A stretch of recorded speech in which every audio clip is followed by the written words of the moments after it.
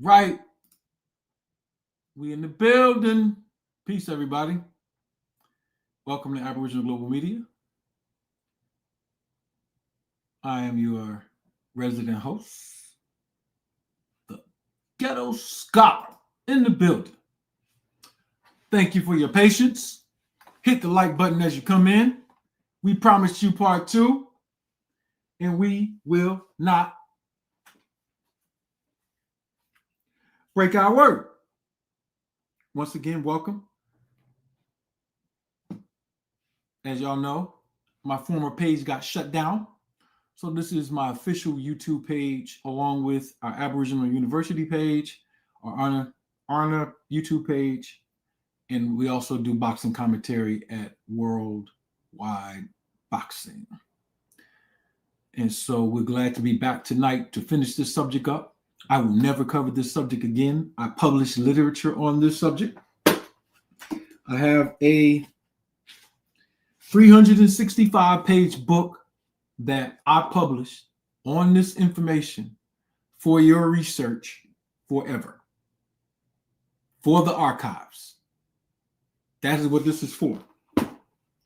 I am on a mission tonight to destroy the rest of every bit of confusion that could possibly exist amongst any Black Americans who had any level of interaction with the Moorish Science Temple, the Nation of Islam, and then later through Wallace Muhammad or Warth Deen Muhammad entered into the Sunni Islamic community.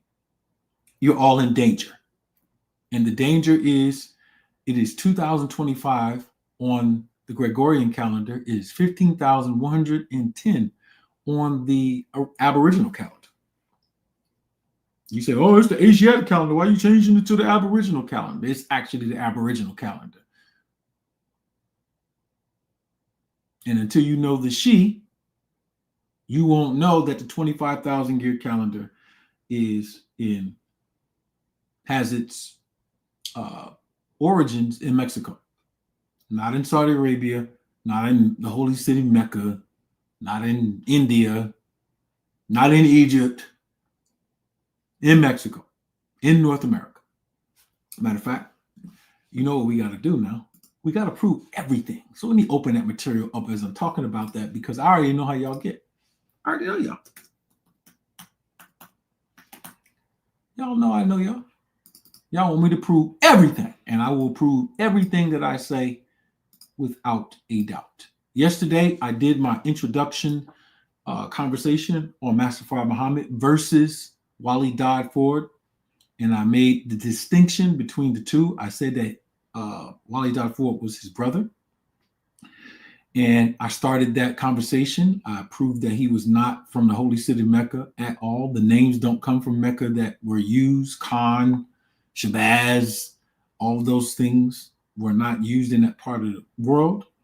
The part of the world that they did come from, we showed you that there was a mass migration because of the British-Afghani War, and those Afghanis in the area of Pakistan and Afghan were coming here because of decimation by Europeans of their areas and takeover and colonization.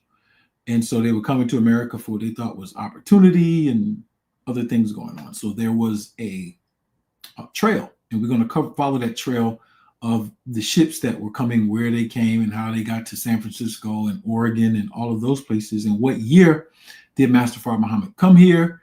What year later his brother came here? What were they doing in Oregon? What were they doing in California? What were they doing in Montana? How they eventually moved their operations to Detroit. Later, the brother coming to Chicago, and why that was done in the first place. What kind of cover was being made and why. You have to understand that Master FARD Muhammad was teaching up to 25,000 people. He was put out of the city. He had to come up with means and methods to keep what he wanted as his mission going. And we made it clear what the mission was, whether you agree with it or not. I am not here to talk ideology at all. Ideology is for you. That's private. If you're a Sunni Muslim about to practice the fake Ramadan on Friday, go right ahead. I have no problem with it. I won't demean you for that. You could do whatever you want to do in your confusion. If you're in the Nation of Islam and you think that Elijah Muhammad is on the mother plane alive and Minister Farrakhan is going up there, and what else? It's fine for you to drink Navy beans and cow milk and you're going to live 140 years. Like, if you believe all of that stuff, I have no problem with you. I won't bother you after tonight. You can believe all of that. If you believe that Elijah Muhammad came out of the Moorish Science Temple of America, you're wrong. If you have proof of any of that, you need to present that. I've been saying that. You need to understand that the Moorish Science Temple of America, like the Nation of Islam, has become a cult. And until y'all improve it, which I actually pray that y'all do. I'm not speaking down on the institutions hoping that y'all fail. If the Moorish Science Temple of America and the Nation of Islam make a comeback and start doing great things and kind of modify their structure to not become predators over the people or have all this stuff, then it would be good for those institutions. I consider them indigenous institutions that just need some upgrades. And so it's not my place to dictate how those things go because I'm not a member of either one. But all I'm saying is there are massive problems, and one of the most massive problems is misinformation about the past. Belief. There are people who still believe that in 1555, Sir John Hawkins was going up and down the Nile River and captured some black people and started the first slavery before the Point Comfort lie that they told. We already undressed the white lion lie. We had to undress the fact that John Hawkins did not bring any black people to America, or he didn't even come to the actual land base of North America. He came to what is now Haiti and the Dominican Republic. And he brought white people here to sell. John Hawkins brought white people here to sell. I proved that in this book, without a doubt. I have the video lectures that were on my prior page, and I put the documentaries out to prove that particular point. This is about now maturing and getting in an academic setting and allowing yourself to vet material regardless of who said it. If the messenger said it, we have to vet it. If Master Fard Muhammad told the messenger, we have to vet it. Everything needs to be vetted. You can't have a world without institutions and people operating in their purpose.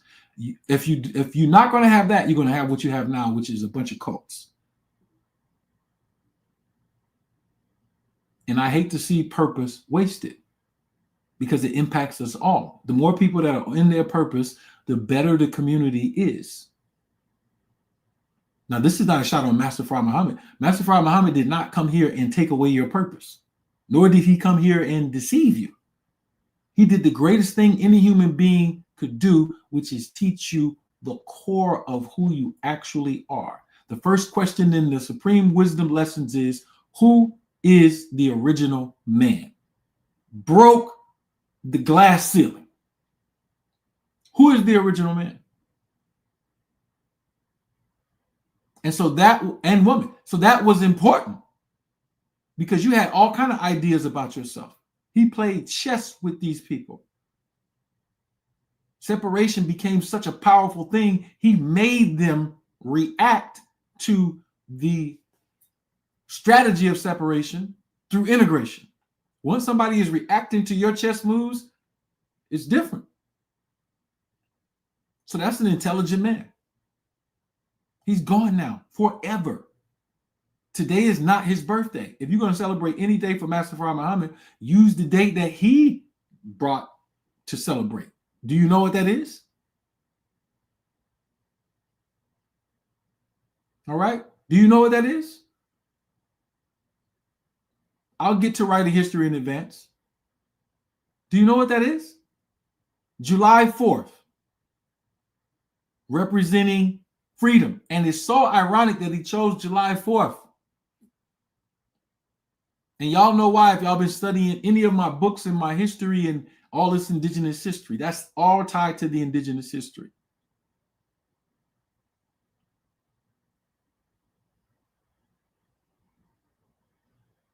And so if you're going to celebrate his day, it's July 4th, and the focus was to build a universal government of peace. We can all live like that was the goal. The goal was to build a universal government of peace.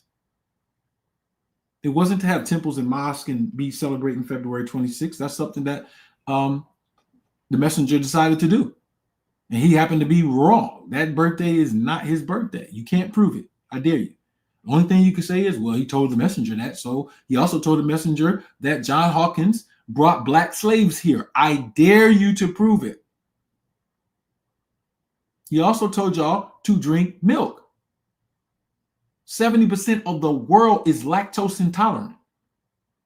I already did a lecture on that. I still have that lecture too.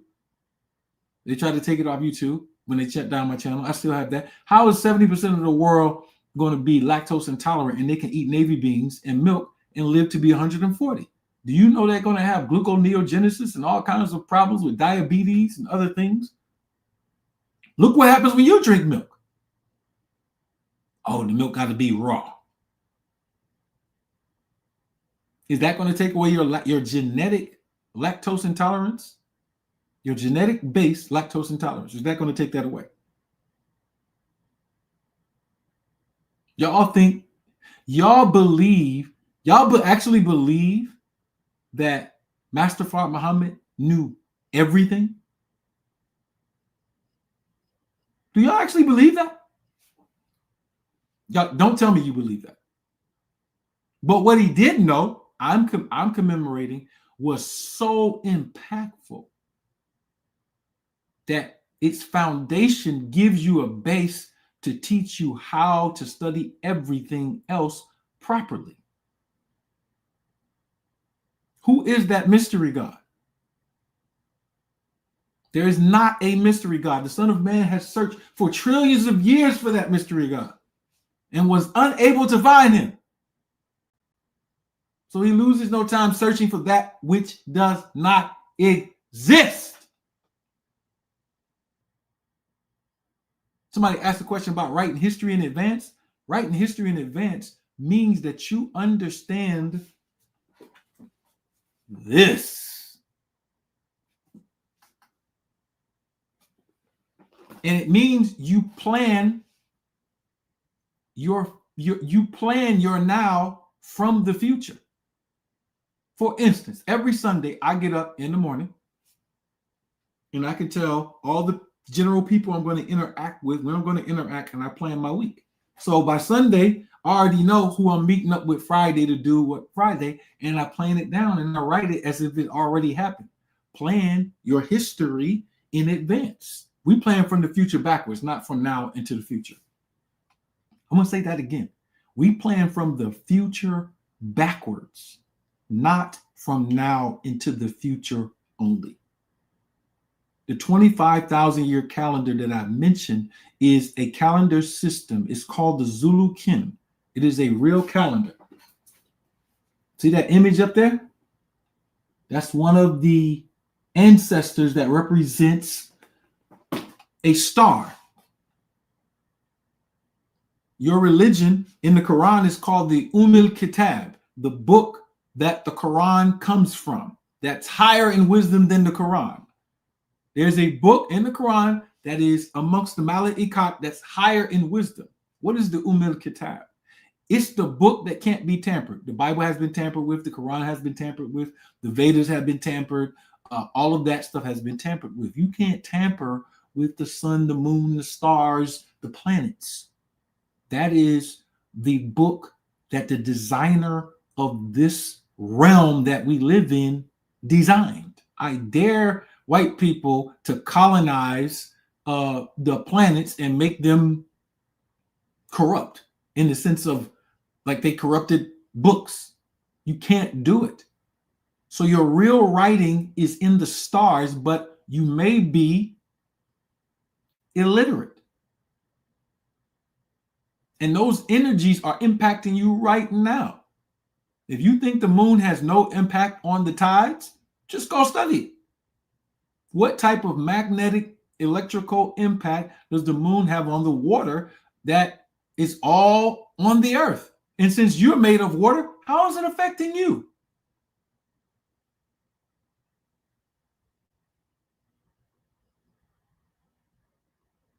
And that is the truth, brother. We are the supreme being. That is not only for you. You know, some people try to say, oh, you was using psychology on people.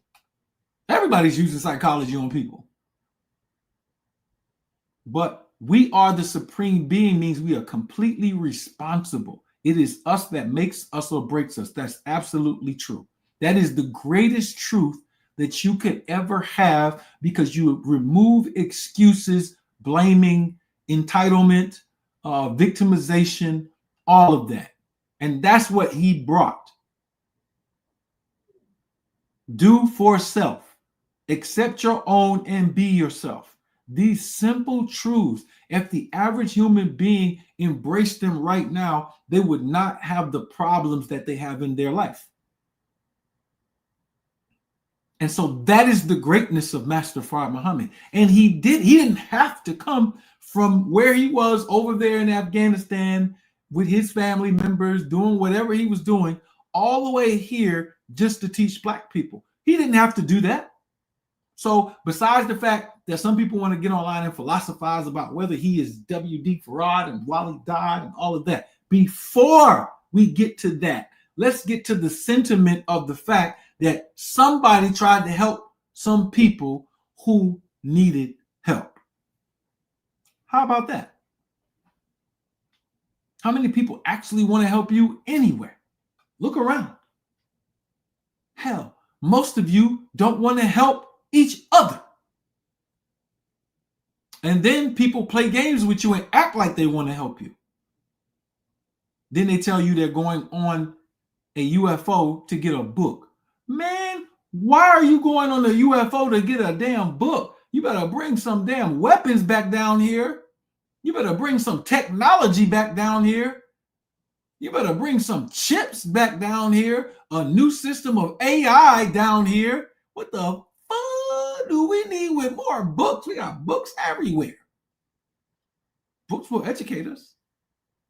But you're trying to fulfill something that was written down by your Jewish ancestors. And you know who I'm talking to. I already wrote that book too.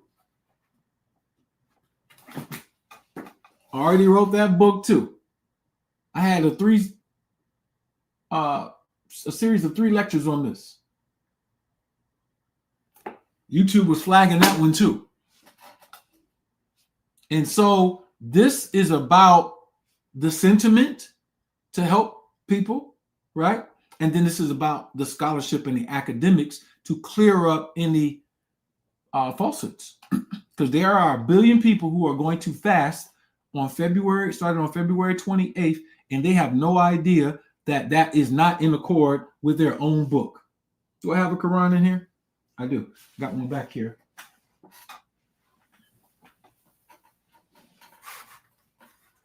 That's not in accord with your own book. This is Muhammad Ali translation. Don't matter. I can read it in any language. That's not in accord with your own book. I wrote another 430-something page dissertation on this to prove my point. Nobody has defeated my argument yet. I've been waiting. And so let's get back into this information so that we can make this clear.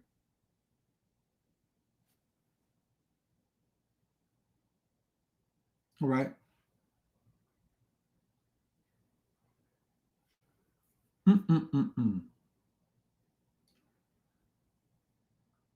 Hit the like button and get the folk up in here. We 19 minutes in, and that's my intro. So now let's jump back into the information. Let's make the information clear. Let's prove the points that we said we wanted to come and prove. Y'all, some people are out here saying Dodd and Master Fard Muhammad are the same person. Let's debunk that. Because if he was teaching Ugan Ali in 1929 and already in the Moorish Science Temple, we have to question that. And how do we know he was in the Moorish Science Temple of America?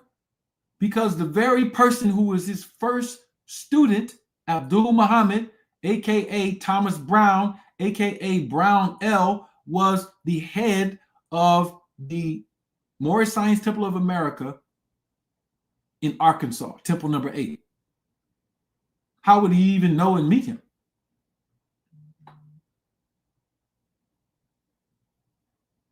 And to the people who think the teachings are infallible, I'm coming back to you too. Matter of fact, let me deal with that right now. Watch this. What are you saying, Ali? Yeah, there's some things that are in the teachings that are just, you think that they're from some person meditating in a cave under Sunum Bunum, 42 years of study. All no.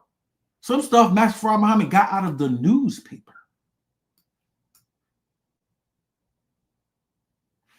Oh, you don't believe it? When it tells you the universe is 76 quintillion miles, where did that come from? You think Master Farad Muhammad just sat in a cave somewhere and he was measuring? That's what Wesley Muhammad said in his book. I got the book right here. I got the book. Don't play with me like that.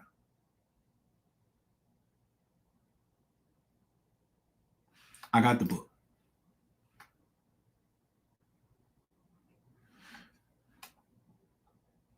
Let me show you the newspaper he got that from. The Bergen Evening Record, Monday, October 16th, again, 1933. Isn't it strange? Watch this.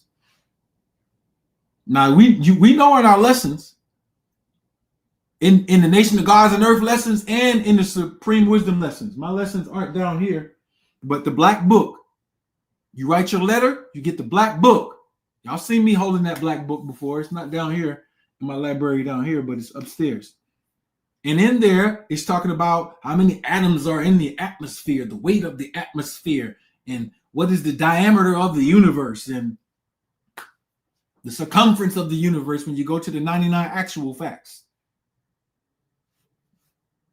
I'm saying this to say there are spooky people who are in the Nation of Islam or who love Master Farad Muhammad who think he's like, he was like in the cave, like, oh, the universe is 76 quintillion miles. I've been in meditation for 42 years.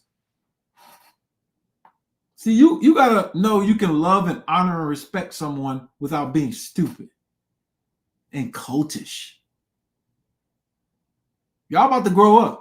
Or some of y'all don't like me secretly anyway. Y'all go, oh, you seen Ali? He was up there talking about the Mahdi.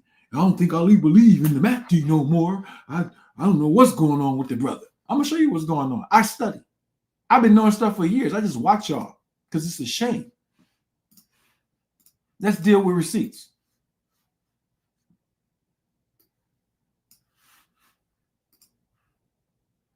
What does that say? The Bergen Evening Record, Monday, October 16th, 1933.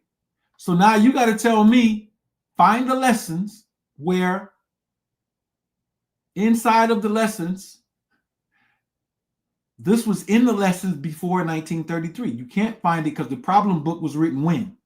1934. The problem book was written in 1934, where this statement is. So Master Farad Muhammad read the newspapers and was studying what the astronomers were saying at that time.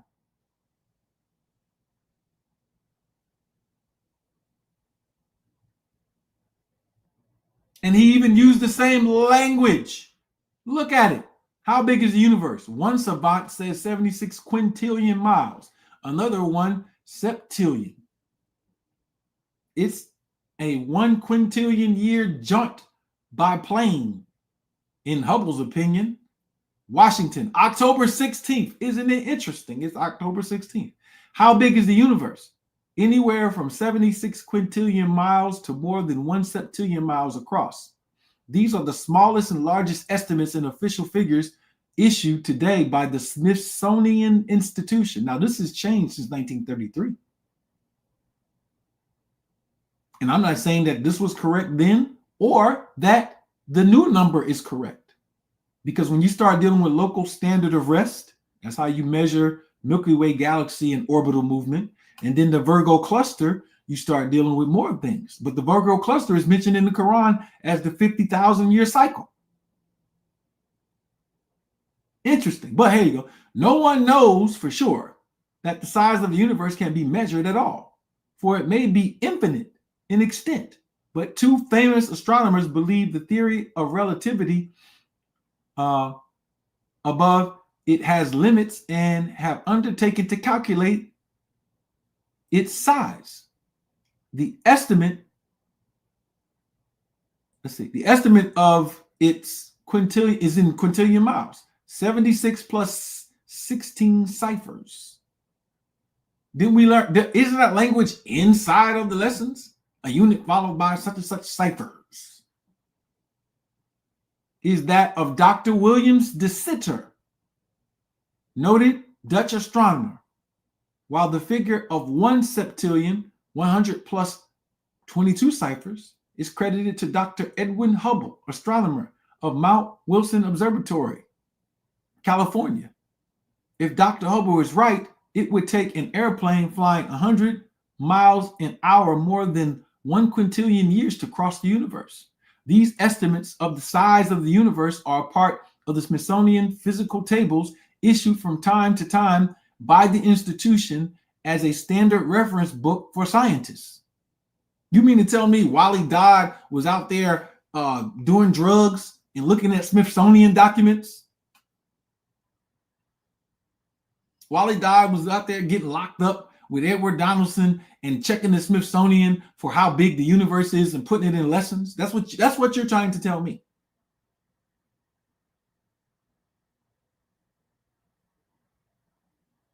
To try to get black people now interested in science.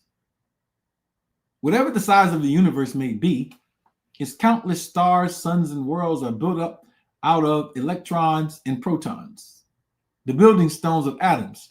How much? Totaling what? 10 plus 78 ciphers. That is in your lessons.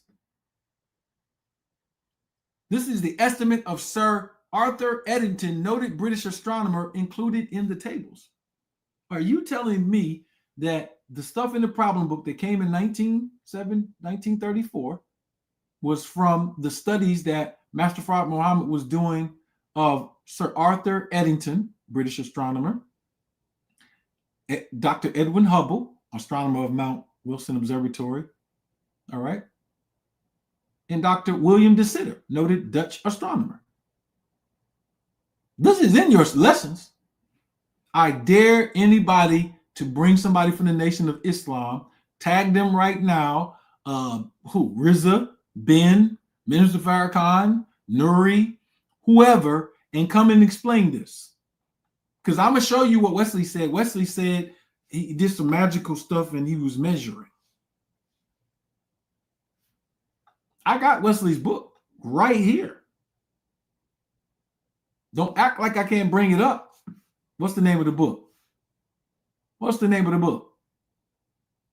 It's on page 82 of this book.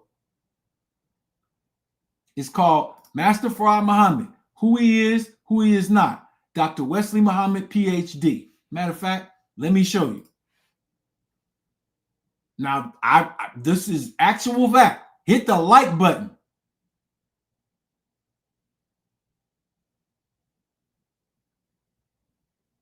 Right. I'll show you. Let me show you. This is Wesley Muhammad's book, Master Fard Muhammad, Who He Is and Who He Is Not. This book is wrong. This book is wrong. Dr. Wesley Muhammad, PhD. What does he say on page 82?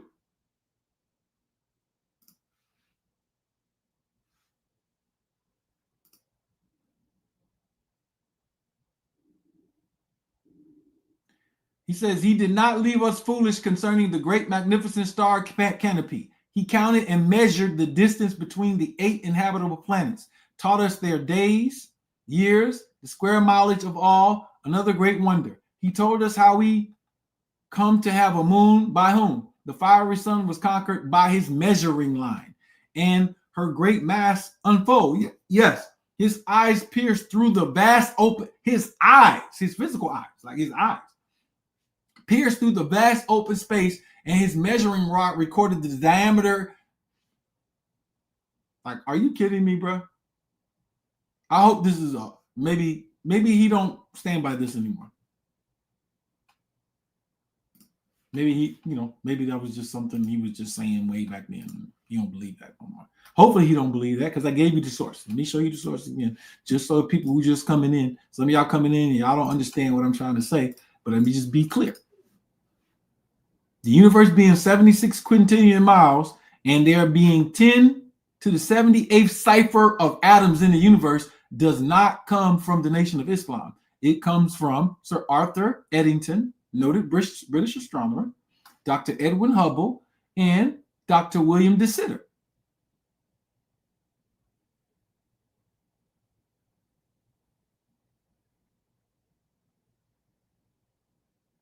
I'm trying to de-spook you. I'm not saying he's wrong for doing that. What do we do now? If we're going to I'm a biochemist, literally, by trade, and dietitian and nutritionist as a part of my practice. People come to me to study nutrition. I got books all over here about nutrition that I wrote myself. But if I want to go study something that I don't study, I'm going to go to an expert in that field.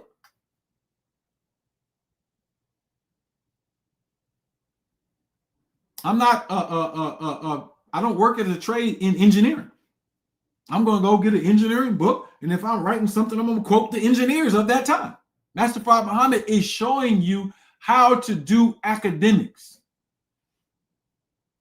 He's showing you practically that I'm a student. Yes, okay, I got this title, Mahdi, self-guided. Yes, I taught you about the mother plane. Taught you about the stars and how stuff, but I still read books. I still read books.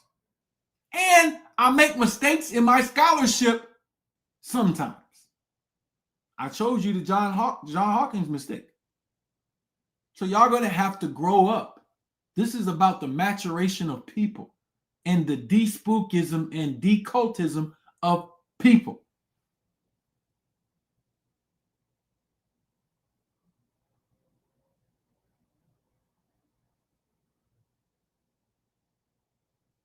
Y'all got it. This has to change.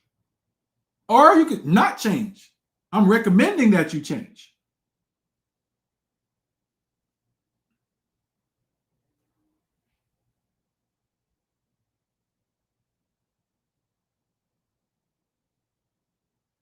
So y'all got that, right? Because we're not about to argue with nobody about these things. We come in to tell the truth tonight and get out the way. So now let's go back to this, who was where and what during what time. I'm going to page 47 of my book. If you have it as an ebook, you cool. If you don't, that's all right. Look at what he said. It is a fact that Master Fard Muhammad was around the Moorish Science Temple, and he took his first ministers out of the Moorish Science Temple. If you don't think so, I have the Hatim Sahih study from 1951, where he did interviews on the messenger. Here's the source, page 25. What did he say? Let me show you.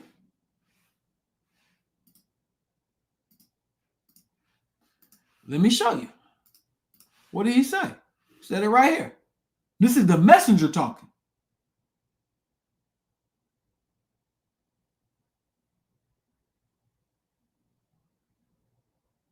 Oh, we can prove that the mothership is out there. Shit, I seen it. I saw it in Mexico. This shit was over my house. I got it on video. I already put that stuff all online. So it's there. What's on there? I've never been on the ship, so I can't say that. But here's what he said. I was myself the third minister he had chosen. No, according to Master Fard Muhammad, the mother plane did not take 10 years to make. It did not take 10 years to make. I have the mother plane lesson in this book. I'll read it out.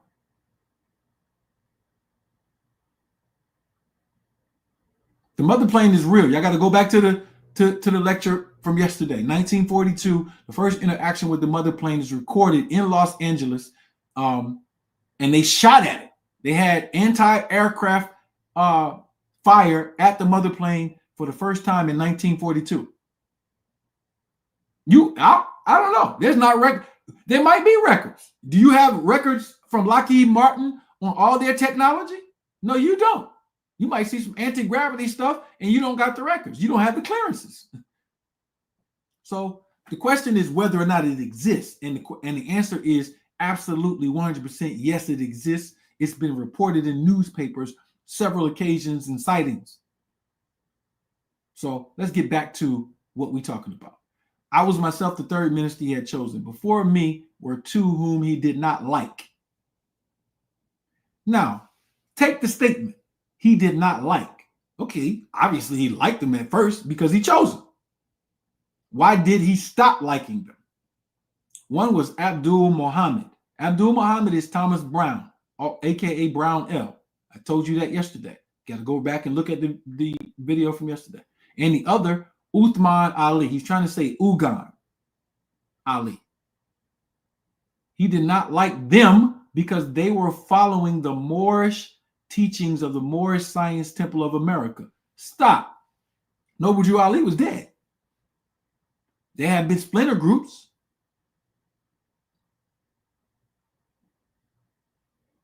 We proved that Brown L was the head of the temple while Noble Drew Ali was alive. What happened? Noble Drew Ali died, and they came over to FARD. But prior to them coming over to FARD, FARD was over there around the Moors. Oh, yeah. See, the time and the dates is about to be a problem for some people. Because Wally Dodd Ford was in San Quentin when all this was happening. So you're going to have to make some sense out of it. More than that, they were trying to get the teachings and use them to their own benefit. This is why Abdul became a great enemy to us, and he began to teach against Mr. FARD.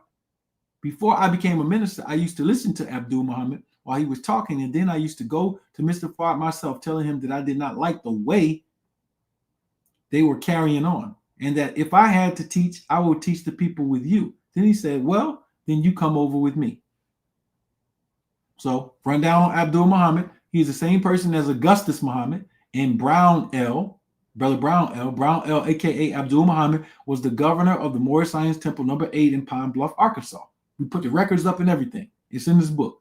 As the MST of A was hit with a coup attempt, then the unfortunate death of Prophet Noble Drew Ali, many of the followers dispersed. Some followed other leaders who rose, and others joined other movements. With both Abdul Muhammad and Ugan Ali joining up with FARD, it begs a simple question. When attempting to see how FARD designed the FOI and MGT and NOI, how did he make contact with these two? The answer is given by Ugan Ali after he was arrested.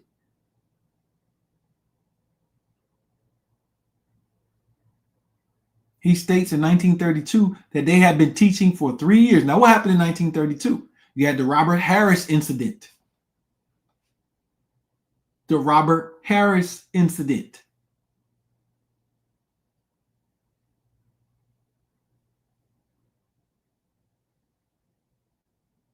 The Robert Harris incident was the sacrifice, where they called him the voodoo cult. That was in 1932. He states in this article I'm about to show you from the newspaper that they have been teaching for 3 years. 1932 minus 3 is what? 1929. So most people thinking, oh, he started teaching July 4th, 1930. No, he didn't. No, he didn't. Ugan Ali, one of his ministers, is testifying against that fact. In fact, Ugan Ali's statement proves he was teaching before that. This helps with understanding FARD's tactics and fills gaps in regards to time. Another question, did FARD know Noble Drew Ali? There has been massive speculation with poor evidence. We're going to look at the evidence. Ali, which is Ugan Ali, claimed a membership in his cult of 8,000 Detroit Negroes. He had been, quote, teaching for 3 years, he said. The questions put to him, he termed tricknology, and for the most part refused to answer. While officers were in the temple, the occupants were all alternately silent and voluble. A new arrival of the cult was greeted by a chorus of some strange, unintelligible password before he took his seat. And that's them saying, Assalamu alaikum. Of course, Arabic was not popular during then, so they don't know what they're saying. Immediately, they would return to silence. Discussing the aspects and possible effects of this new fanaticism, Dr. David Clark, receiving hospital psychiatrist in charge of the social welfare cases, said the whole business is an ominous menace to the social stability and welfare of Detroit's Negro population. It should be stamped out before it secures a grip on any more of a race that is first to suffer in times of depression. He said that such a religious zeal was not necessarily a form of insanity, but its effects were often similar to those of insanity. So this article says they were teaching in 1929. Y'all gonna have to deal with that.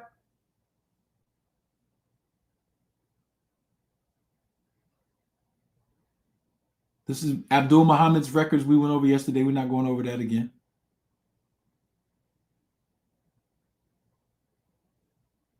Now, if you read the FBI files, this Society for Development of Their Own,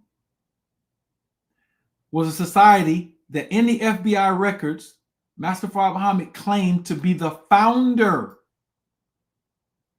And he said in the FBI files that he had a book, a writing at the Library of Congress called The 5 Guiding Principles. That's in the FBI files. People who do research have been looking for years for that. I found it. Here it is right here. This is what Master Fard Muhammad said. He wrote this. But you got to find out what his name was at the time. He was with this Japanese guy, Sadokata Takahashi. And Sadokata Takahashi, this Japanese national, you got to remember the time. This is going into World War II, before World War II, where Japan bombed Pearl Harbor, allegedly, and Japan and Germany were like, we about to take over this thing. So members of the Moorish Science Temple and the early Nation of Islam were allies with Japan because Sadokata Takahashi was amongst them. And Abdul Muhammad, the one who was former governor of Pine Bluff, Arkansas, Temple number 8 of the Moorish Science Temple, who joined FARD in 1929 and went from Brown L to Abdul Muhammad. Sadokata Takahashi lived with him and his wife. But Fard's name was not, he wasn't using that name. What name was he using? You want to see what name he was using? He was using another Afghani name, Muhammad Khan.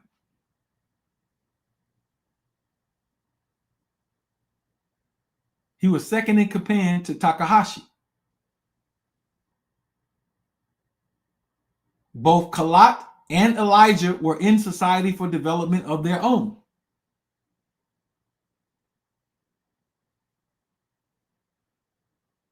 Muhammad Khan was dressed in what we would consider a FOI uniform, just like George Farr was in California, who was a Japanese supporter, but he was in the UNIA.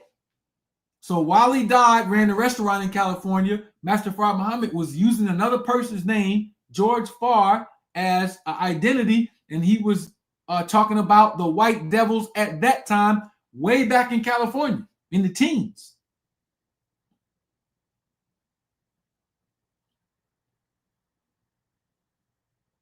So when Master Fard Muhammad took control of Society of Development of Their Own, after they had the voodoo cult thing, because they were changing the names of organizations to keep the teachings going. They had over 10,000 followers.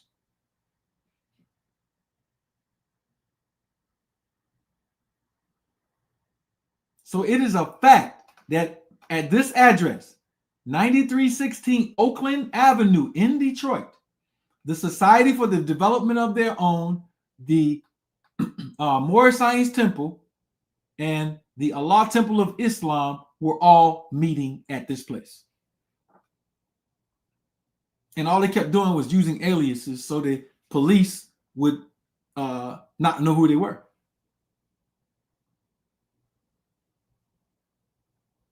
So when you go into the Moorish Science Temple of America Adept Chambers after Noble Drew Ali, they got teachings on Yaqub. Nobody ever asked how they got teachings on Yaqub in the Moorish Science Temple after Noble Drew Ali, because they was all using the same buildings.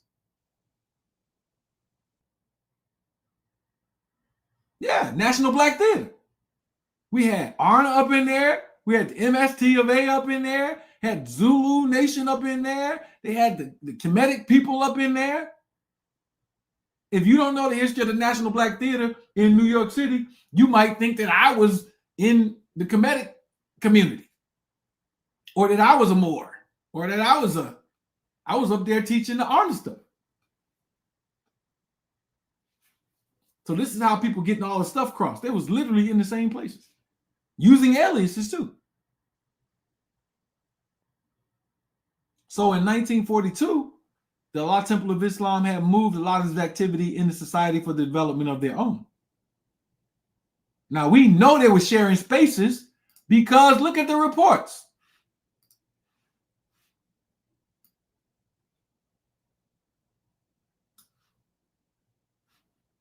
Sees 84 here in Japanese plot. Local headquarters of the Allah Temple of Islam were in the Egyptian Hall on the 3rd floor at 104 East 51st Street. High priest of the fanatical group is Elijah Muhammad, known to his followers as Muk Muk. The temple had a following running into hundreds. Members claim to be Moors. And the red and yellow Moorish flag, that's not the red and yellow Moorish flag, that's the Japanese flag, was displayed at all the meetings. Prominently displayed too were large signs reading, "The pale face must go." This is the same statement that George FARD was making in the newspapers in California, while Wally Dodd Ford was running that restaurant pushing drugs with Edward Donaldson. They are not the same person.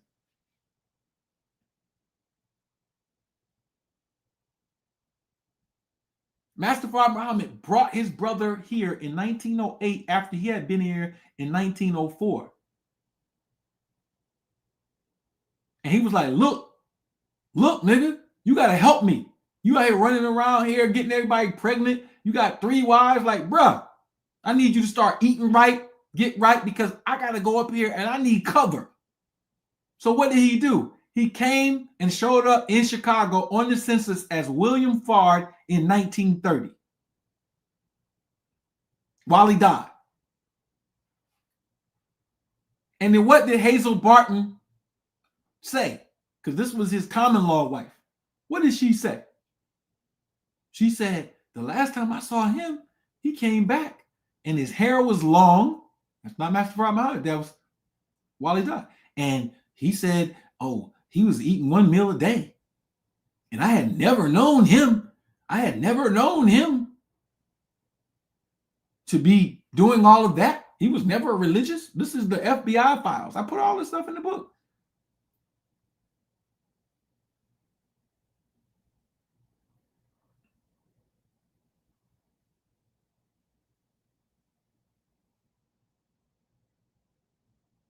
So Elijah's right there. Look. He was going under the name Mahmoud. They said Muk Muk. General Muk Muk. Y'all heard all these. Y'all remember all these things from the nation, bro.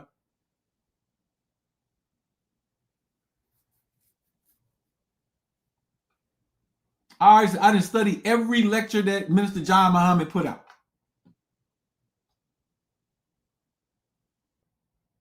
As far as I know.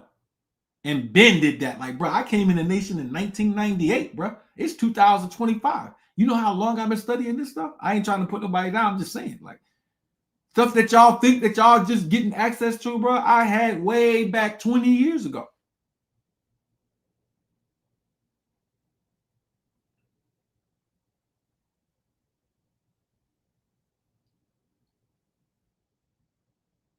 So that's Yugan Ali right there. Look at the fez with the star and the crescent on it.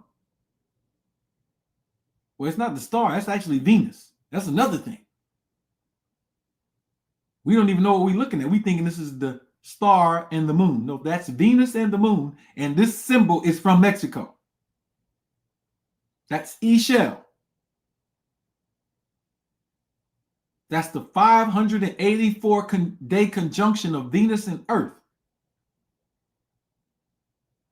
8 years on Venus, 13 years on Earth. That is not a star.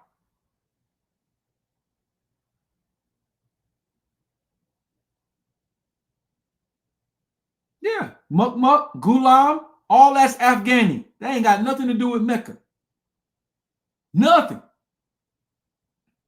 We showed this yesterday. Yugan Ali, when he put his place of birth, Afghanistan. He didn't say the holy city of Mecca. That teaching came later. He changed the teaching once he got rid of Abdul Muhammad and Yugan Ali, and they started writing them lessons. They're like, look, we switching it up. So they was there, were like, wait, you told us you from Afghanistan. Now we from the holy city Mecca? Oh, man, he lied. Master Farad Muhammad had to put another spin on his teachings. It was all his strategy. I don't look at it like no other people look at it. It was all strategy. So let's keep going. Look at these aliases. We got to follow the aliases.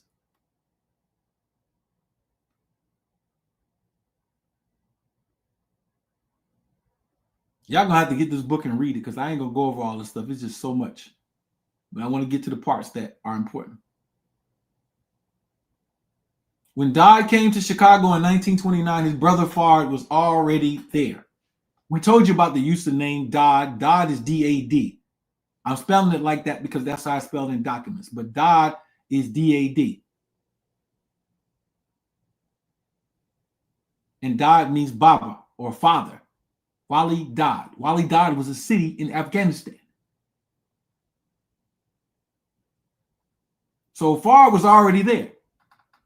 FARD comes from the Tirthan Kara, which are the 24 elders, the FARD makers. A FARD is a passage over a body of water, passing through water. That's what FARD means.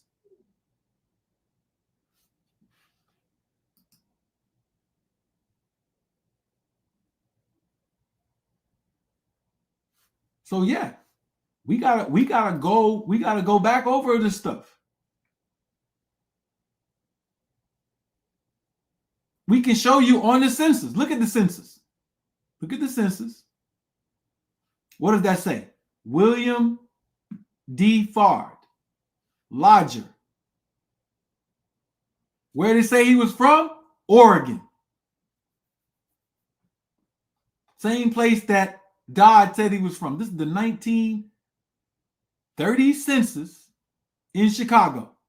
All of a sudden, he pops up in Chicago. But Dodd had already been, FARD had already been there. But look at what he said he was doing. Now, this is where y'all gonna get mad at me. I'm sorry. Salesman clothing. I'm gonna say it, and y'all gonna have to get mad at me. The Honorable Elijah Muhammad did not know the difference between Master Farad Muhammad and his brother. If he did, he never said it.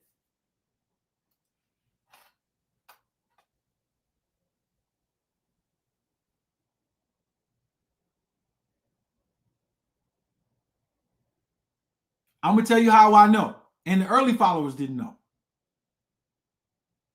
What did Mother Clara say? He looked like an old, poor, dirty white man. They said he had diabetes. They said he was eating pork.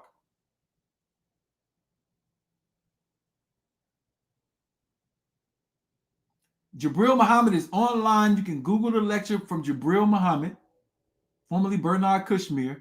He said that the Honorable Elijah Muhammad told him that Master Farad Muhammad had a cut on his left hand that would not heal until all of our people had been resurrected from the dead. You can go right to the FBI files and see who had a cut on their left hand. Wali Dodd FARD. They don't know this history. I'm telling you. So look at these aliases. Real name. Now we deal. Master FARD Muhammad is not his real name. The real original name of FARD is Kani Alam Khan. Another name that he used, Jahangir Khan, all from that same area. Other names, Mobeen Khan, Zardad Khan. His brother, Fred Dodd, this is connected to Mobeen Khan. And the 3 states they moved through, Washington, Oregon, and Montana before Los Angeles. California. Other alias, Fred the Greek, Fred Dodd, Fred Wally Dodd, and Wallace Dodd. The names FARD and his brother used are clues extraordinaire to their origins and the movements. The name Wally Dodd. What is it? It's a city in Afghanistan. Look. They was using stuff from their place.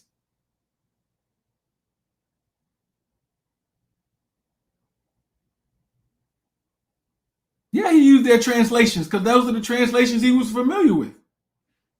I got it right here.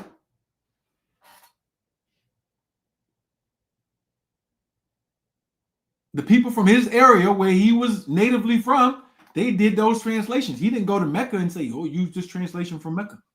Or they had plenty of people in London who had been making translations. So here's the connection between the names. I want y'all to get this. Hazel Barton, data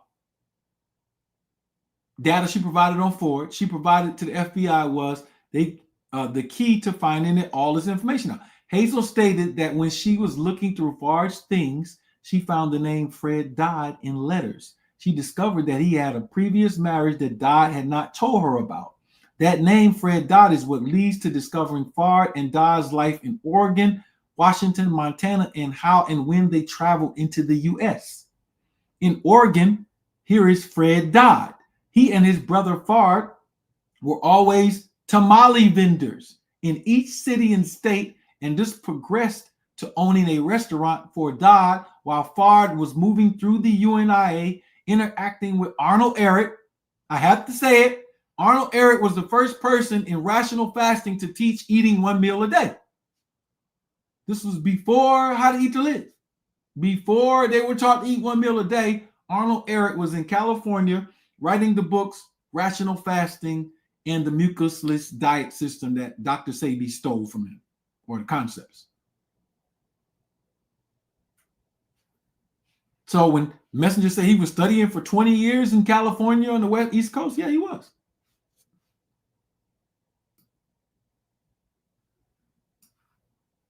So here's Fred Dodd and Anna.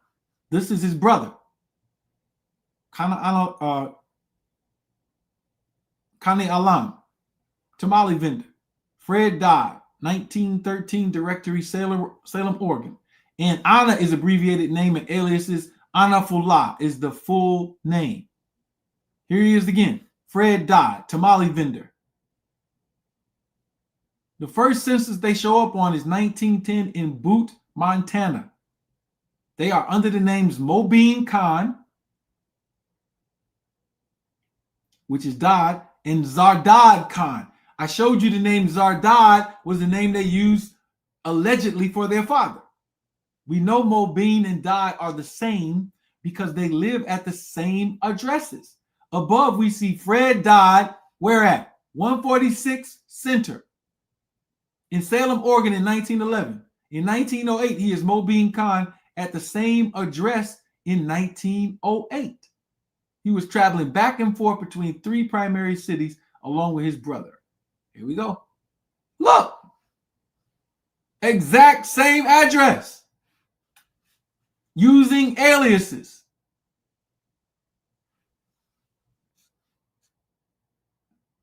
So let's get the name right so that we have a good understanding, then show all the data in progression. On the 1910 census in Montana, they are Mobeen Khan, Dodd, Zardad Khan, FARD, roommates. Here they go right here. 1910. Here they go. Mobeen and Zardad. What does it say right there? God damn it. Dagger. Brother. Brother. Don't tell me Dodd did not have a brother. I'm telling you, Fred Dodd, the name that Hazel Barton found. His name is Wally Dodd Ford when she got with him. She found these divorce papers when he married Pearl Allen. Pearl Allen was a Native American. They got the newspaper clippings where they divorced. But Fred Dodd is Mobeen Khan, alias, living in the same location. And his brother lived with him. If it was only Wally Dodd Ford going around and selling drugs with Edward Donaldson and doing all this stuff, then all of a sudden this nigga is talking about stars and a star about to come replace the moon and 76 quintillion. These are two different people. One came to America to do what he wanted to do. Whether you agree with it or not is not important. He brought his brother as a cover. His brother was a nutcase he had to try to clean up to help him maneuver through these streets.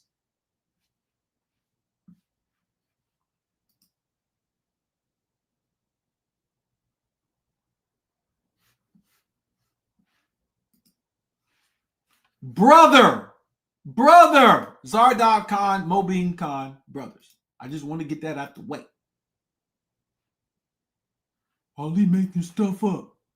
Ali is making stuff up. Here you can see they are both tamale vendors in Montana on the 1910 census. Both. This is the same record I got right here. They're both tamale vendors. Tamale vendors is right here. Both. The next name that I found in Washington, they arrived in Port Townsend, Washington. Begin the link to the ships they were on and back to Fred Dodd in Oregon. Here we go. Same names. Anu Falah. Remember, Anna was in parentheses for Fred Dodd. Kani Alam Khan. This is the name that Master Farad Muhammad was using. They even raised up a white man in a church in those areas who was talking about the end of the world. We put it all down. Remember, Ani was in parentheses next to Fred Dodd's name in Oregon, and it's short for Anu Falah. Fard was going by Kani Alam Khan. Shortened version was Alam Khan, or sometimes reversed, Khan Alam. Their address is 16 North Columbia, Wenatchee, Washington. When Fard left Butte, Montana, once he went to Spokane, and he used Alam Khan. Here we go, right here. The proof. Dodd can be tracked to Butte too under the name Khan Ahemula, which is the misspelled version of Khan Anafula, Anna, aka Fred Dodd. What we call the last name was given first in the directory. He was a tamale vendor. Here you go. That's a misspelling of Anafula. The path these two took was from their hometown in Afghanistan through British India to Hong Kong. They left Hong Kong for Yokohama, Japan on October 7th, 1904. The ship was the SS Empress of China. The names they had were Khan Alam, Fard, and Jahangir Khan, Dodd. Right here.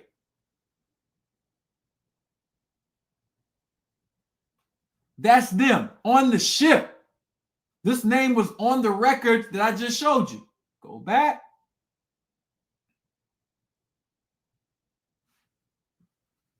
See it right there? He's in Spokane.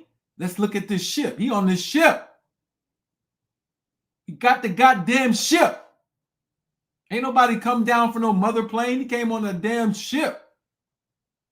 From Japan, they took the SS Tremont to Port Townsend, Washington. Dodd is listed under the name Genghis Khan, which is an obvious mispronunciation of Jahangir. FARD enters as Khani Alam Khan. So he has the Khani to the front. Here we go again. Zoom in.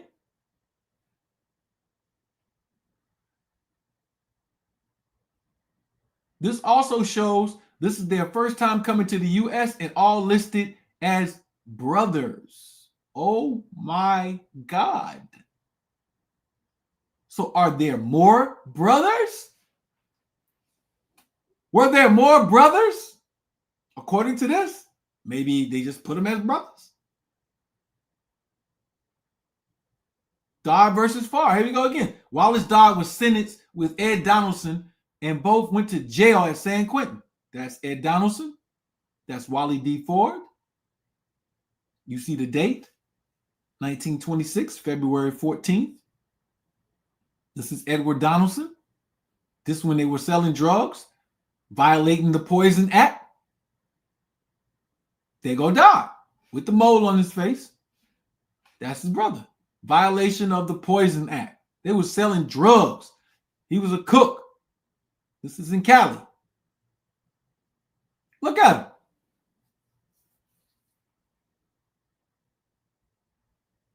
Look at the wrinkles on his face. Look at how his eyes look. Look at the mole. 1926. That's him.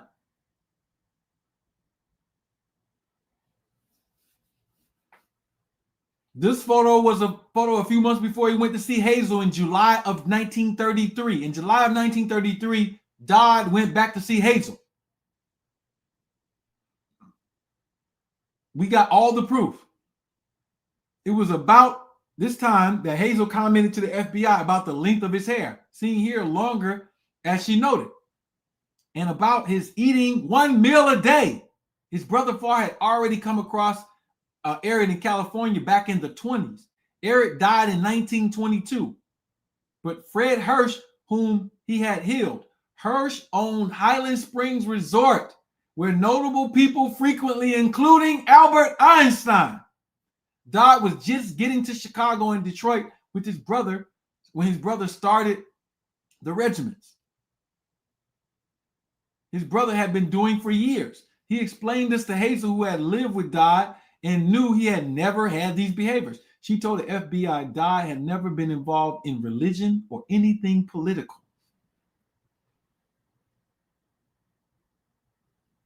But his brother was deep into religion, writing articles about it, knowing the history of religion. Look at Dodd. I'm about to blow your mind. I'm just getting started. This man and this man is not the same person. Y'all got to be crazy not to even. I'm giving you way more data and facts to prove it. But look, you can look at and see the difference. This man looked healthy as hell, bro. You might not like him because he Arab or wherever he's from. That's cool. That's on you. I'm not here to teach liking. I'm here to make a differentiation on misinformation that is out here. This man right here don't look like he on no goddamn drugs. This brother is clean.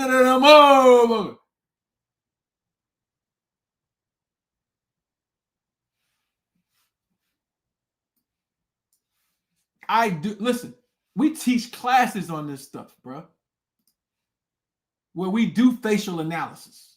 Y'all know some of y'all in the classes.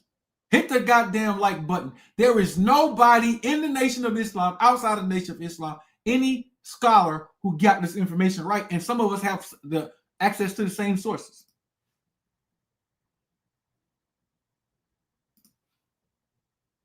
(1928) convention. Some people, oh, this is not Master Farad Muhammad. That's Aaron Payne. That is not Aaron Payne. Already made the cross comparisons to Aaron Payne. That right there is Master Fard Muhammad, or Kani Alam, when his brother was locked up.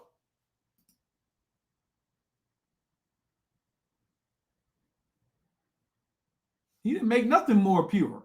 What more pure?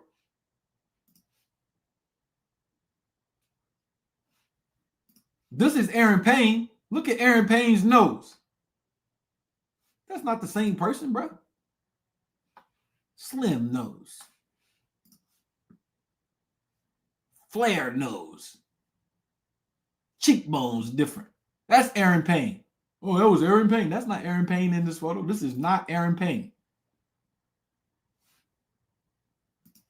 And we already did this one. So y'all ain't gotta trip about that.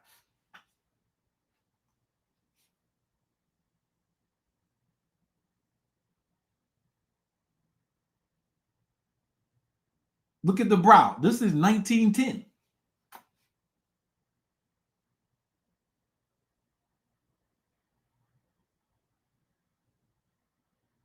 So 22 years later, this is him with the police. With Yugan Ali. Now the secret. The 1930 arrest was FARD. All the other arrests were DOD. Say it again. The 1932 arrest was FARD. All the other arrests were DOD. After the Robert Harris event, FARD realized how critical it was to use his clone, his brother. Here is Yugan Ali in 1932, who never met DOD and only interact with FARD since the MST of the A days. Notice the hard inward slant of FARD in the photo. Similar shaped nose as the 1910 photo. So this is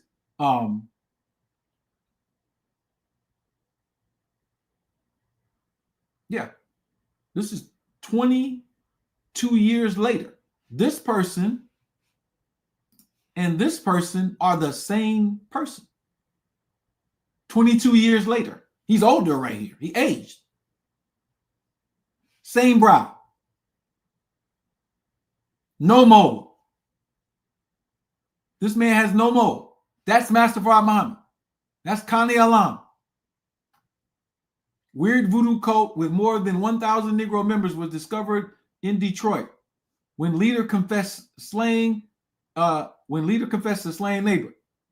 Left to right, Detective Oscar Berry, Wallace Farad, founder of the cult, and Yugan Ali, secretary of the order. Where is Elijah? Elijah's nowhere to be found. Where is Elijah?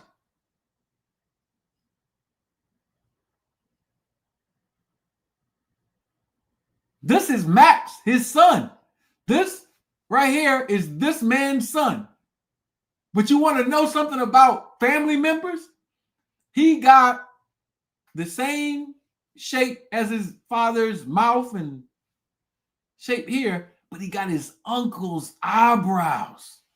Wild. Wild. And how we know that this is his son? Because Hazel Barton told us. It gets crazy.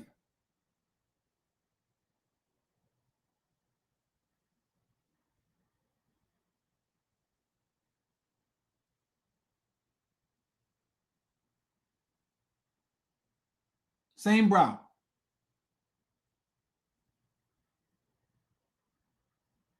$22 years difference. Same man.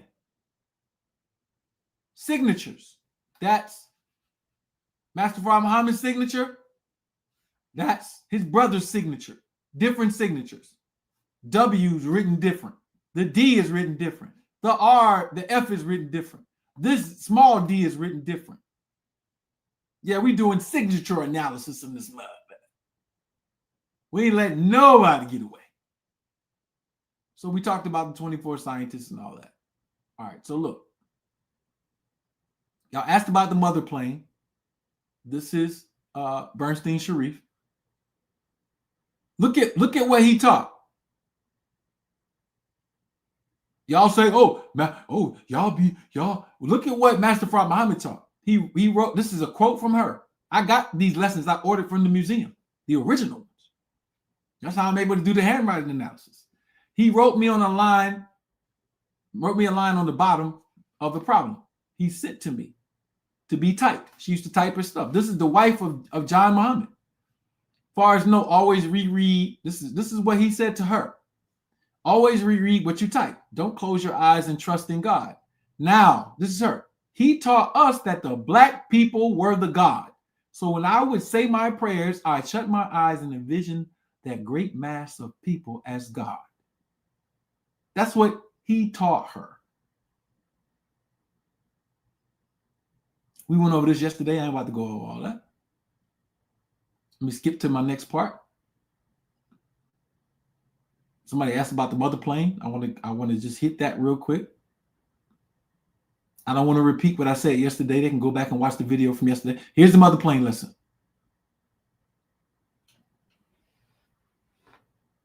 The mother plane is made of the finest steel in Asia. It was made on the island of Nippon. This is what the lesson that we get when we come in 1929, and also took flight the same year.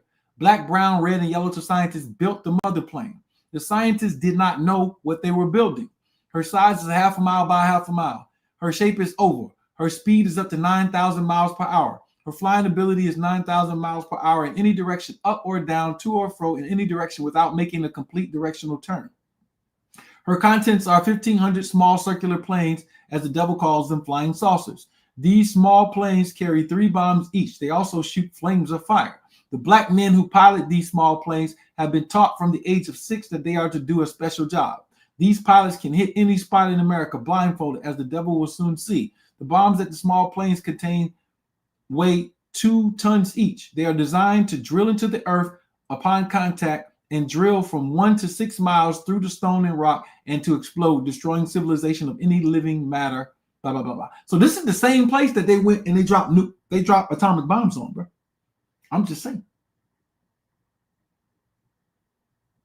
So it's just going through all of that stuff, what it says. It's a whole bunch of stuff. We went over Yaqub yesterday. We don't got to go over that.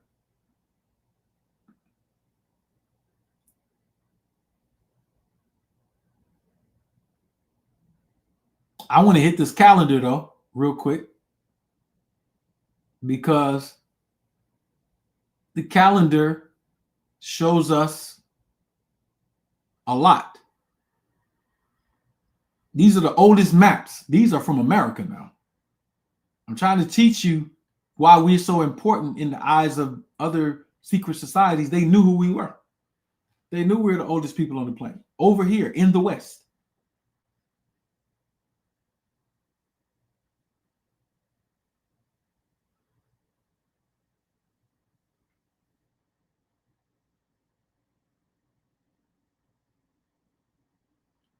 So we got everything in this book to cover all the stuff. So I talk about the star. This star was from a prophecy or a prediction that Master Farah Muhammad gave to Elijah Muhammad.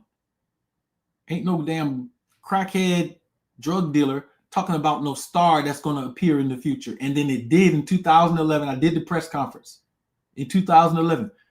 Yesterday I talked about how you can look this up online. You can see it right now. We live in a binary star system.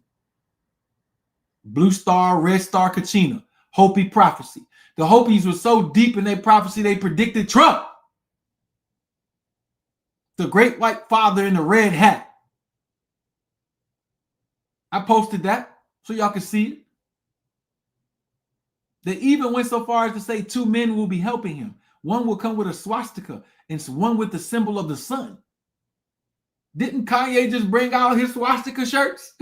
Kanye was the first person in the first Trump administration to put on that red hat, and everybody thought he was crazy. Now look.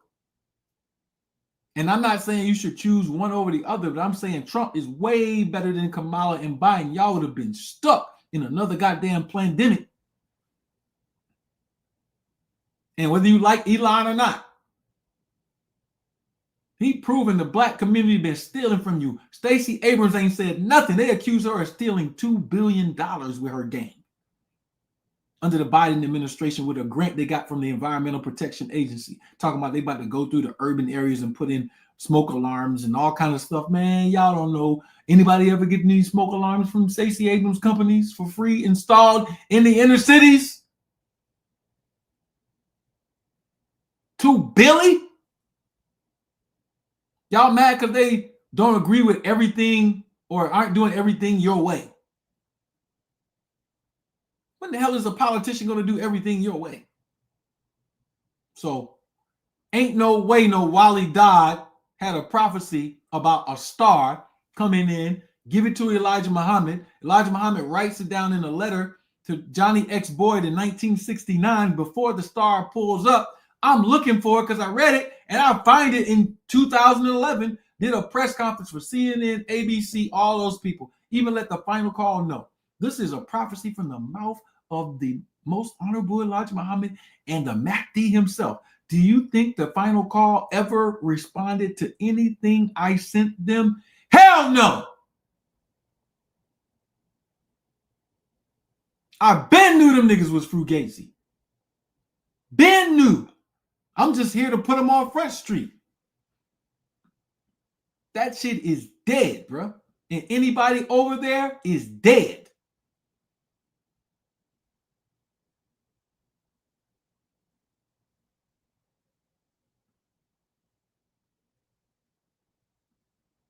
So now, I'm going to tell you, Master Farad Muhammad saw me. This is going to blow your mind because you're going to be like, oh, this nigga is crazy. Oh, I ain't crazy. I am not crazy. Watch this. Ain't nothing crazy about me. Watch this. Ain't nobody fitting this. So this is predictive science now. I got to get down into the whole, y'all don't understand what we talking about now because y'all don't understand. Like, we not here to fuck around. And it ain't no spooky shit. You'll never see me calling myself nobody Messiah or prophet. Like, I don't care nothing about that. I am a student. But watch this. Y'all can have all that crazy shit.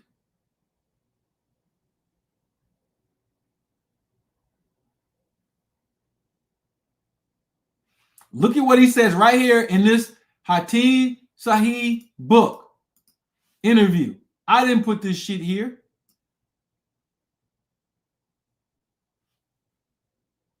So he's talking about Master Farad Muhammad telling him what to do to deal with Abdul Muhammad in them.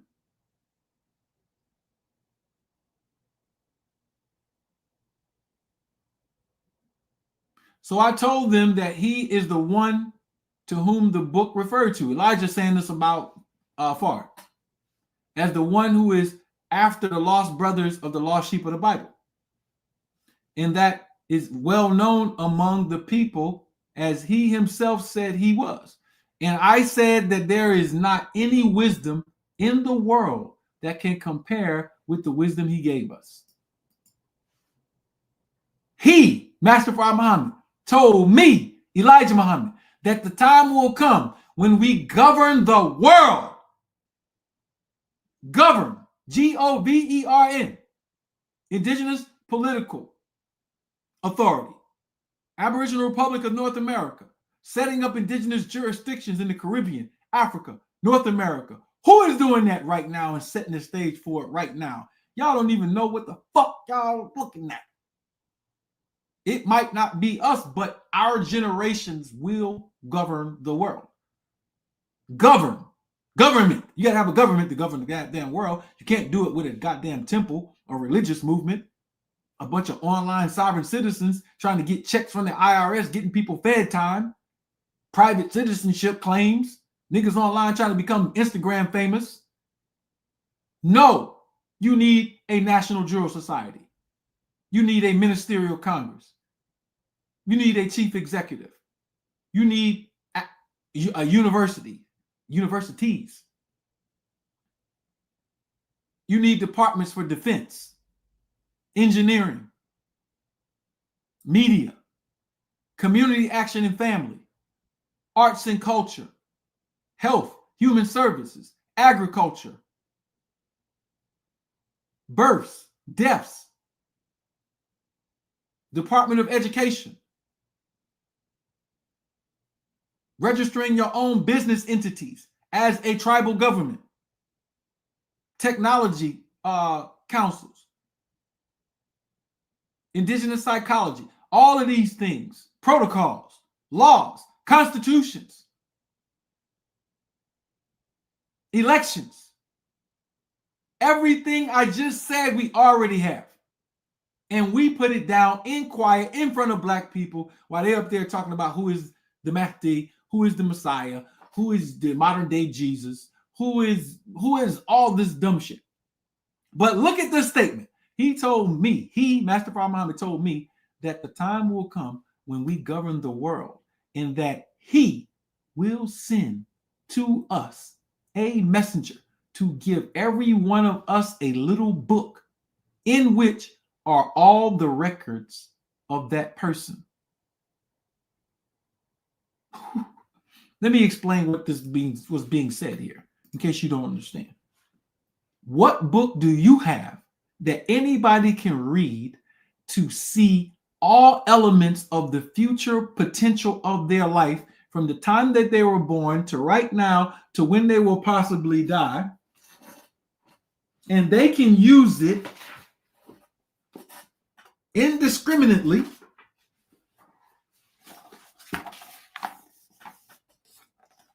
to plan their life. This is a system from on this land from black people. It was not in Egypt. It was not in Sumeria. Ain't no damn Hebrew Israelites. Ain't no wherever y'all looking all in the damn wrong place. Is right here, right now, in front of your goddamn face.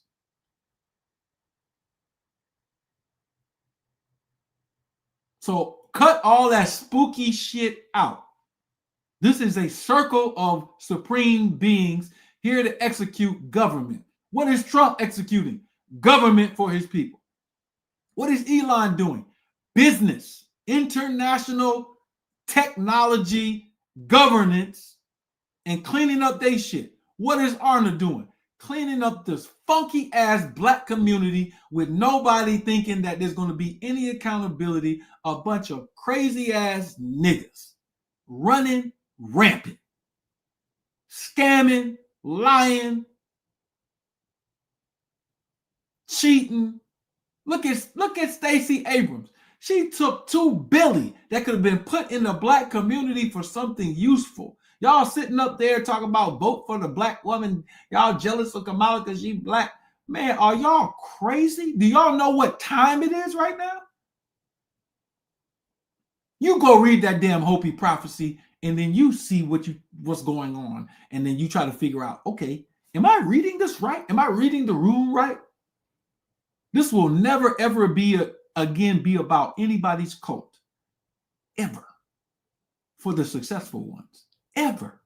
Ever. Do it mean that we got everything figured out? No. Do it mean that the circle can figure it out? Yes.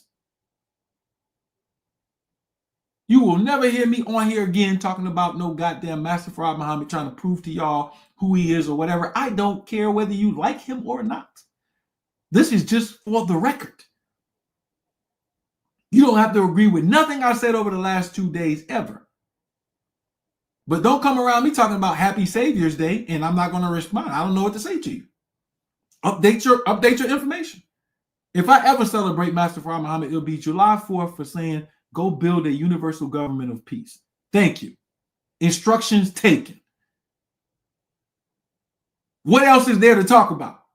You want to sit up here and bean soup science me on all kind of theoretical shit?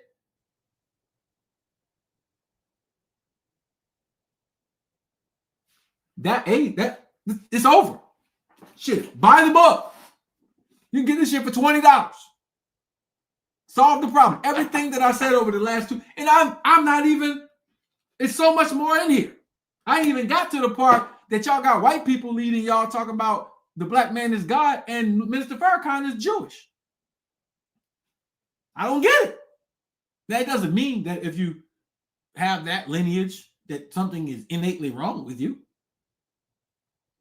But Minister Farrakhan is Caribbean and Jewish. Patrilineal, white, male, Jewish. Matrilineal, Caribbean. He is not even, y'all got the term now, foundational Black Americans. Y'all so foundational. Why y'all got somebody ruling over y'all who's not even foundational? He is not connected to any of your lineage.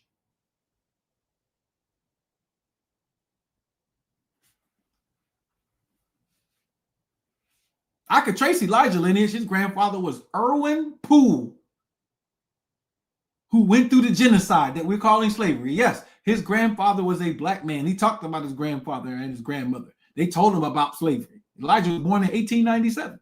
His grandparents was in slavery. His parents were little children right after slavery. Or what we call in slavery, we call it the genocide or the rebellion. He knew his grandparents who went through the genocide.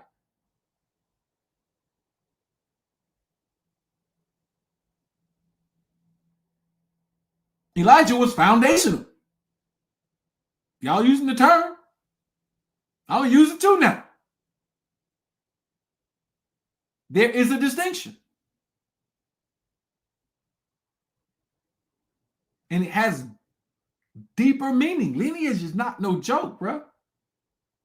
In this book, I took the records where Mr. Farrakhan said he was Jewish. I put his father inside of here. I got a picture of his father in here, the Jew. That's his father. Now, I'm not here to make you hate Minister Farrakhan. Some of y'all love Minister Farrakhan, and you got a right to, and it's very meaningful to you. I would never disrespect you because of your love for another human being. I don't have your experience. I'm just saying the spooky stuff has destroyed y'all.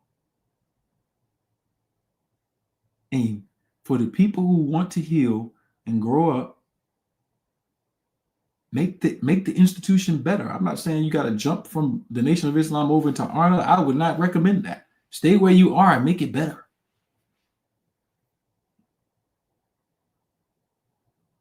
Ain't nobody tripping like that. But we had to set the. I ain't got a responsibility. I know my responsibility. I'm doing what I'm supposed to do.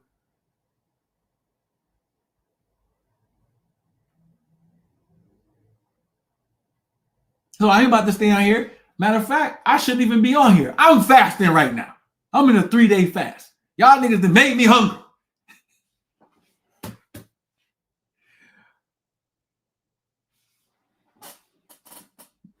And I'm on day 1. Shit, tomorrow's day 2. So there's nothing to talk about. What is there to talk about? Which I want to talk about governance. People be coming on my page. Oh, I want to debate you.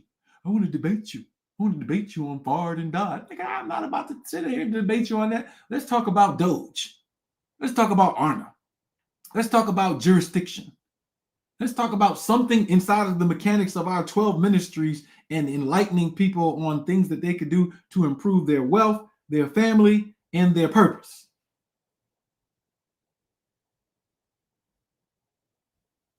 Yeah, the 90s got crazy. See, those of us who came in the 90s, we saw all the stuff going on. And we like, whew. And the last blow was the blow with Khalid, Dr. Khalid.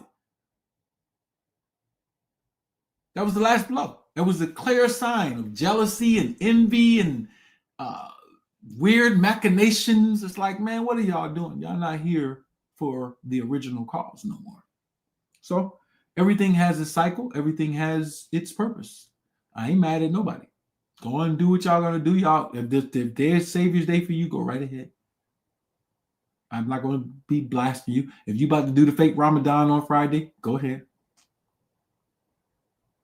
Go ahead. It's okay.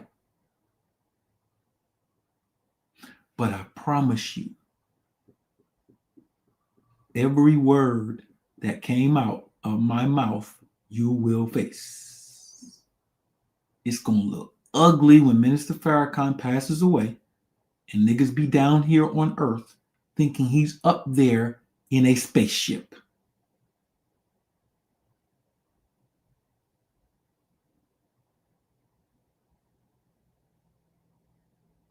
It's going to get nasty.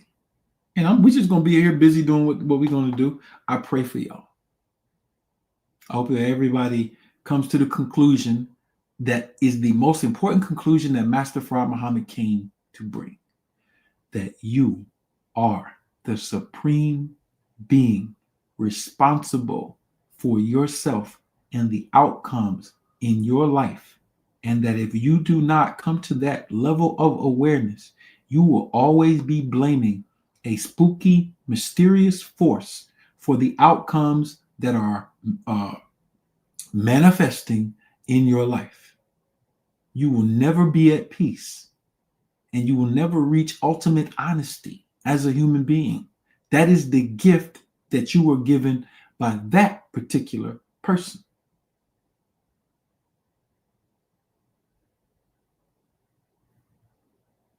The messenger said, once a man bringing you face to face with God, what else is there for you to do?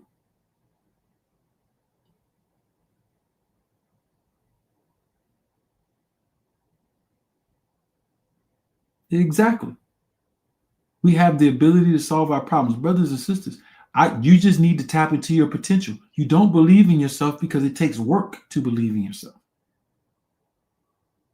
And for the ones who do believe in themselves, they already know. We out here in motion.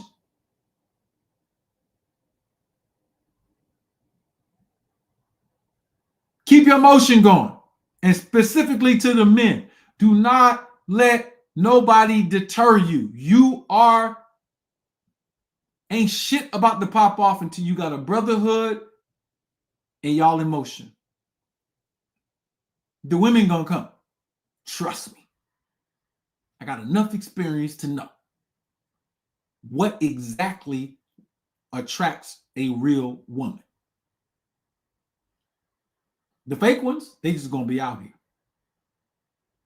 They're war booty, literally. That's the term that's used for them, war booty. But the ones, the A1s that you need by your side, trust me.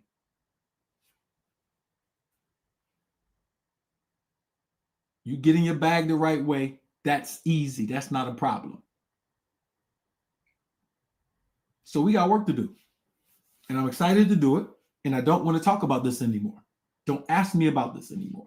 I don't want to do no bean science bills on this anymore.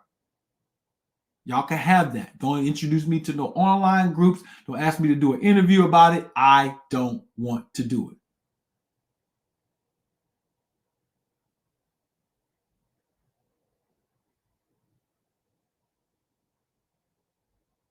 Yes, I remember that, bro.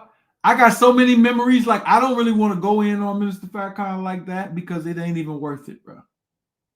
It only is going to make people mad. And I got brothers who still in the mosque who love me. To my brothers and sisters in the mosque, look, y'all know me. I am not a man out here trying to cause problems, but I will speak up. But guess what? You have my word. From this day forward, I am done with this conversation. I am done with this conversation. Do not bring it to me. I don't ever want to talk about it again. I wish you the best. I hope y'all improve y'all operations. I'm not angry with Minister Farrakhan. He has beautiful people in his family. And in fact, he has beauty within himself. It is just the fact that I had to point out what I had to point out. And I'm not saying y'all got to chill. If some people want to turn up, y'all can turn up. Sometimes you need the heat in the kitchen. I'm just saying personally, I did my job. When the Scientology stuff stood up, I did my job. When I was in Philly and it was weird stuff going on with lieutenants in their 50s and 60s messing with little girls, I did my job. When I ran the school on 26 and Cecil B. Moore, and I had all of those children in there, all of my children were A and B students. They loved the school. I did my job when it comes to that. I don't have nothing else to do. And I don't have no malice on my heart about anybody who was a part of it. I just wish that people would live by what they say to the best of their ability for real. And so in Arna, that's why y'all see me swinging swords, because I refuse to repeat that history. I don't have to repeat the history of Malcolm and Elijah. Malcolm lied on Elijah. We know that's the truth. Malcolm hated Betty. That's the hard truth. Malcolm was banging Evelyn. And he got mad when he found out, wait a minute, Evelyn is now with the messenger? It was that kind of beef going on. Then he went out and said, oh, they're all teenagers. He got a bunch of teenagers, and he lied. Well, guess what? One of them was a teenager. I'm not going to mention her name. I put it in the book. I put the census records in the book. The Minister Farrakhan and them had lied about her age. I did what I had to do because a 63-year-old man don't need to be with a 15-year-old girl, impregnating her and having a baby at 16. So Mother Clara Muhammad, may your soul rest in peace. Because you were right. See, everybody got to be redeemed now. Mother Clara was right. She was there from the beginning with them in the 1930s.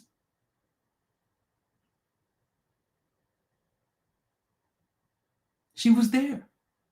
Bro, if you got a wife that been by your side that long, that would be like me. I'll be 50, right? What would I look like going messing with a teenager?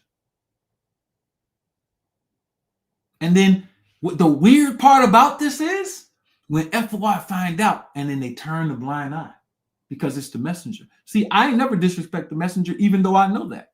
You know how long I've been knowing that? I never disrespected the messenger. And I never will. Why would I do that when it is a fact that I would not be before you saying and doing what I'm doing without his words? But you have to be able to see the divinity in people and the flaws. Because if they're alive, you can help them. He's dead now. Can't dig him up. But we can say, that was not a wise as somebody can be. Sometimes wise people can make dumb decisions. And so that history is there for lessons now. I'm not going to be mad at Malcolm X. Malcolm X added so much to the Black experience. Why would I be mad with him like that? His issues were his issues. We only have them in retrospect to learn from them as men and women. I'm not putting Sister Betty Shabazz down because she said she was going to cheat on Malcolm.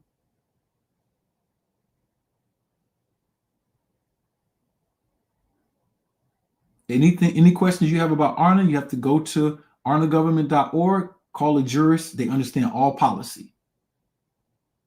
But we're not into letting no people who are not indigenous into ARNA. No Africans, no none of that. We got the IPA for international interaction with indigenous peoples. ARNA is exclusively for the Black American in North America. Exclusively. And we have ways to define what that is. So, with that being said, I have no malice on my heart for none of y'all people.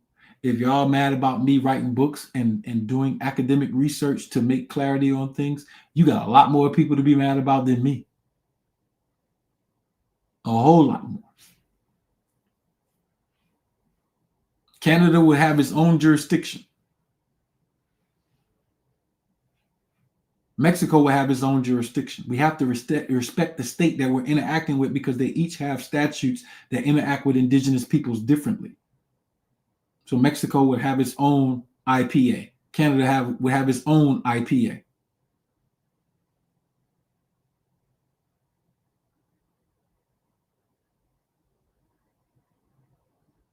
We could put an IPA anywhere. We got them in other places. Bahamas, Jamaica. It's our United Nations, where we can go across the globe and teach indigenous peoples how to set up plebiscites, constitutions in their local nation states and build up their jurisdictions. This is a very simple format. But the crown is right here in the continental United States of America. And there's a reason for that. But indigenous peoples are all across the globe. All kind of places. Oh, yeah. We have conferences and meetings. We about to have a birth conference April 12th and 13th. Shoot, white people can come to the conferences. Conferences are open. That's a commercial space, cultural space to share information. White folks can come into a summit or whatever else we have. They just can't come into our governing society. It's an indigenous society. It's for indigenous people. They're not indigenous, even though some of them are trying to act like they're indigenous. We know what game that is. Trump on our side. Trump was like, you don't look like Indians to me. Elizabeth Warren.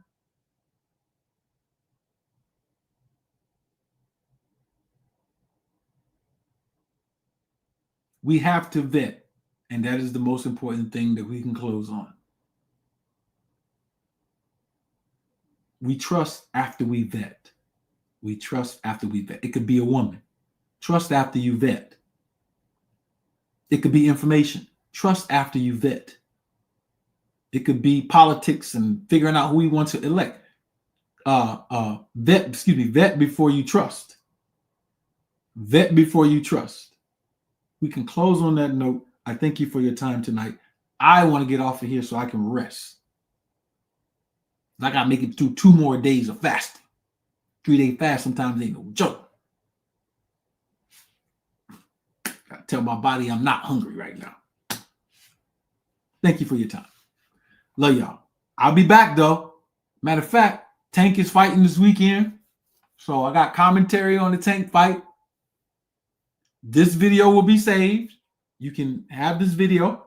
Got 2 parts, right? So it's there. Study, because you might find some more stuff that I haven't found. I'm just one eye looking at something. I do it though because it's going to spark a framework to set up the study so we can improve upon the subject. So we out. Love y'all. Peace.